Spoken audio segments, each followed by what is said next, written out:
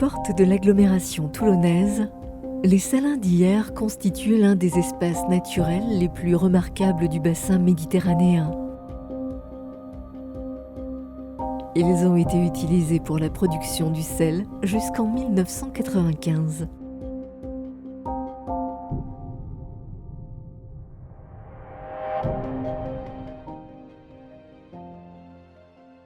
Les salins de Hyères-les-Palmiers se situent dans le département du Var.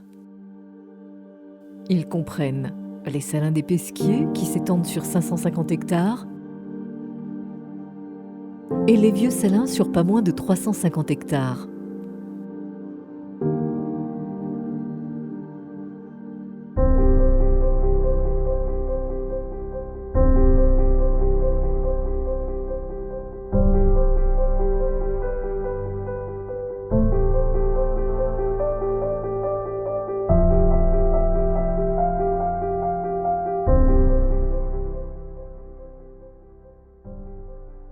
Le sel qui se trouve dans les marais salants est probablement exploité dès l'Antiquité. Cependant, les salins sont mentionnés pour la première fois au Moyen Âge, en 963. Actuellement, les salins appartiennent à la communauté de Hyères-les-Palmiers, et ce depuis l'an 1438. Fortement concurrencé en Italie par les sels étrangers et par les productions camarguaises, le sel hyérois perd peu à peu de sa valeur. C'est en 1848 qu'un industriel toulonnais, Émile Gérard, fonde la Société des salins et pêcheries de Hyères et crée ainsi les salins des Pesquiers. Ce site a été racheté pour la somme de 250 000 francs à la fin du XVIIe siècle. Dès lors, la production de sel n'aura de cesse d'augmenter.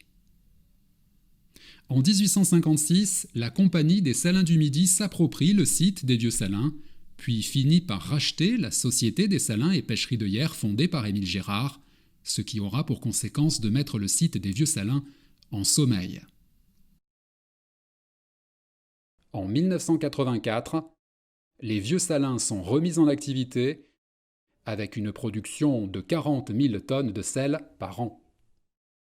Peu à peu, les récoltes effectuées à la main ont laissé la place aux machines. En 1995, en raison de la concurrence trop forte et de l'entretien trop coûteux, la production de sel dans les salins cesse définitivement. Aujourd'hui, sur les salins d'Hyères, il existe 321 espèces d'oiseaux répertoriés.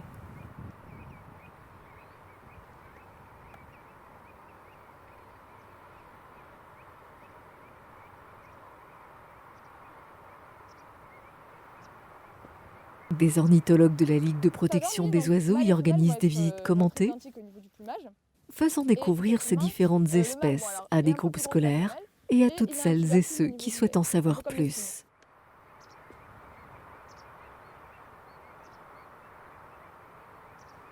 Il y a un petit chevalier guignette dans la longue vue, je vais vous le montrer. On regarde là dans la longue vue, on voit qu'il est un peu pas super rassuré, il a l'air de docher. En fait, les chevaliers, quand ils sont un peu inquiets, ils ont tendance à faire comme ça là. Donc voilà, en fait, ce qui va provoquer la couleur rose du flamand, c'est une algue qui est présente dans les bassins et en fait qui produit un colorant du type bêta-carotène, comme les carottes en fait.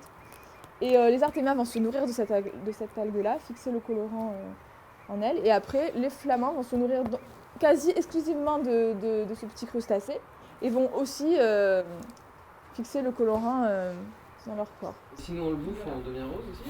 Eh ben, c'est ce qu'on dit, hein, quand on mange des carottes, eh ben, on a... Ouais, voilà, exactement. Dans une certaine mesure, mais pas autant que bien sûr. Hein. Ouais. Tu manges que des fraises tagada, tu finis trop. Non mais c'est vachement intéressant de voir là quelle capacité que ça de... Après, en fait, c'est des espèces qui ont une capacité à fixer les pigments meilleurs que nous. Nous, on n'a pas forcément... Et donc, en fait, c'est 98% ou 96% de leur alimentation. Okay. Et en fait, le flamand, au départ, quand il naît, il est comme ça. C'est le chien. Il a des yeux. En fait, il est gris au départ. À la naissance, il est gris. Et à partir de 2 ans, il va commencer à blanchir. Et il prendra que des couleurs roses à partir de l'âge de 5 ans. Ok. Ça vit combien de temps? Alors, dans la nature, ça peut vivre une quarantaine d'années. Voilà, ouais, ça vit longtemps. Et alors, le record de longévité, c'est 83 ans. En captivité en Australie, dans un zoo. Ah oui, oui. Ah, ça, c'est ouais. C'est sûr, ouais. Bah, que vous tous d'ailleurs. Exactement. Merci. Donc voilà. Et que tu peux reconnaître comment que c'est un vieux flamand? Alors justement, bah, quand c'est un flamand qu'on voit qui est assez gris ou blanc, c'est un jeune flamand. Et plus il est rose, plus en fait on peut en déduire qu'il est vieux. Parce qu'il a fixé pas mal de colorants. Et en fait on les voit souvent se nourrir pendant de longues heures. Parce qu'en fait vu que c'est très petit, il faut qu'ils en mangent énormément pour être rassasiés en fait. Et comment ils les mangent? Ben, tout simplement grâce à leur bec qui est adapté justement à cette nourriture-là. Okay. Ça marche un peu, ouais, c'est pas très beau hein, de près à flamand, enfin c'est un peu, bon, voilà, chacun sur des goûts, mais bon. En fait ça marche un peu comme une passoire, c'est-à-dire qu'ils vont plonger le bec dans l'eau, retenir que les artémias et l'eau va s'écouler par le bec avec les petites... comme un peigne en fait, ou comme une passoire, en fait l'eau va s'écouler sur les côtés. Ça marche un peu aussi comme les baleines, c'est un peu le même système. Non, c'est celle-là là, qui fait le pantin, mais regarde. Ouais, ça, là. Alors, la LPO, c'est très très vieux, c'est une des plus vieilles associations de protection de l'environnement. Ça a été créé il y a 100 ans, en 1912, donc même plus de 100 ans, pour protéger une colonie de petits pingouins qui s'appelle les macaremoines sur l'archipel des 7 îles en Bretagne, qui était la seule colonie française. Et 100 ans après, c'est toujours la seule colonie française de macaremoines. Mais au moins, elle a su perdurer à travers les décennies. C'est très intéressant d'avoir des connaissances sur le milieu, mais c'est aussi très très intéressant de pouvoir les partager et d'en parler.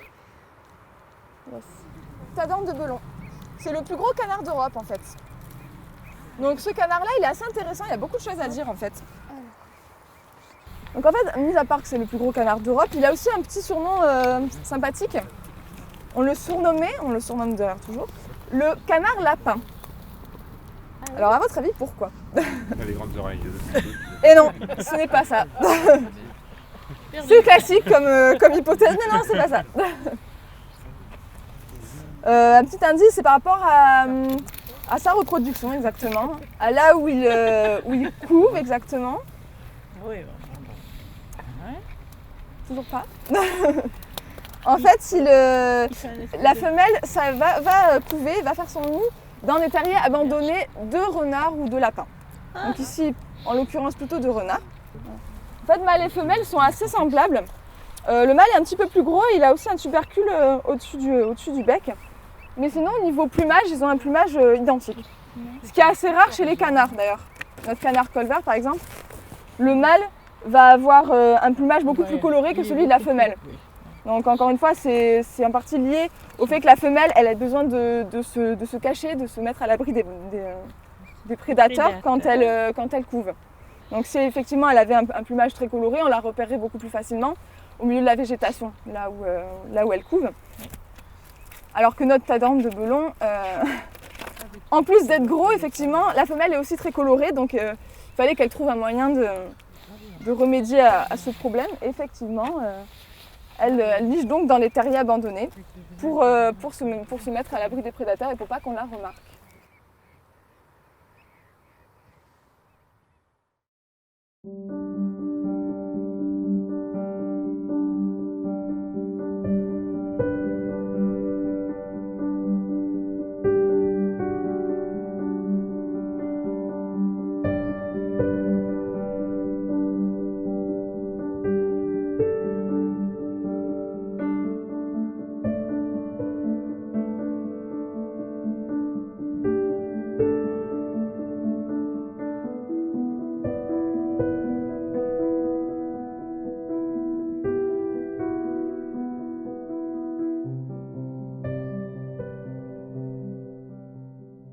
Bonjour, je suis Frédérique Gimond et j'ai la chance d'être la responsable des sites des salindières pour la métropole Toulon-Provence-Méditerranée. Donc, je m'appelle Paul Simon, je suis un ancien salinier, je suis rentré en 1984 à la compagnie Salins du Midi. Je travaillais jusqu'en 1995, date à laquelle les salins ont fermé. J'ai été licencié et j'ai été rappelé par le Conservatoire du Littoral en 2001 pour la reprise du site. Et donc je m'occupe essentiellement de la gestion hydraulique du site des Pesquiers et un peu des vieux salins. La gestion des salins d'hier est effectuée par la métropole Toulon-Provence-Méditerranée, le Conservatoire du Littoral et la Ligue de protection des oiseaux. Donc aujourd'hui, les salins d'hier, c'est une zone humide gérée en faveur de la biodiversité. Donc j'ouvre le matin et selon où je vais envoyer de l'eau, j'en ai pour 2 jours, 3 jours. Si la mer est plus haute, ça peut durer juste une journée. Donc tout dépend un peu des conditions météorologiques que j'ai sur le moment. TPM souhaite optimiser le patrimoine écologique et favoriser un accueil raisonné du public. Les gens pensent que justement l'eau ne circule pas dans les salins, mais je peux vous dire que si elle ne circulait pas, on s'en rendrait vite compte, c'est-à-dire qu'elle s'assècherait, il y aurait énormément d'algues, enfin ce ne serait vraiment pas le même paysage qu'aujourd'hui. Donc l'eau, la principale mesure en faveur de la biodiversité si spécifique aux zones humides, qui par essence est protégée puisque 2/3 des zones humides ont disparu au cours des 2 derniers siècles. Donc c'est vraiment une gestion hydraulique qui favorise la chaîne alimentaire aquatique.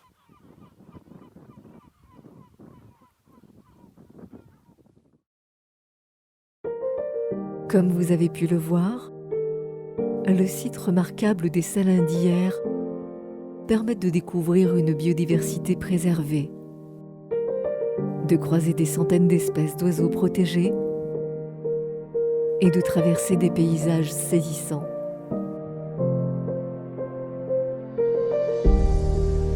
Autrefois lieu de la culture du sel, les salins questionnent le visiteur sur la fragilité de la nature et sur l'impérieuse nécessité de la protéger.